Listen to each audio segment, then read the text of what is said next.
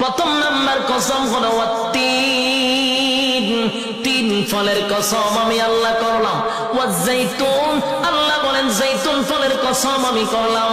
ওয়া তুর সিনিনা, সিনাই পর্বতের কসম করলাম। ওয়া হাযাল বালাদিল আমিন, আমি আল্লাহ পবিত্র মক্কা নগরীর কসম করলাম। কসম হলো কয়টা? চারটা কসম আমি আল্লাহ করছি। বান্দারে তরে বানাইতে গিয়া চারটা কসম করছি। কেন করলাম?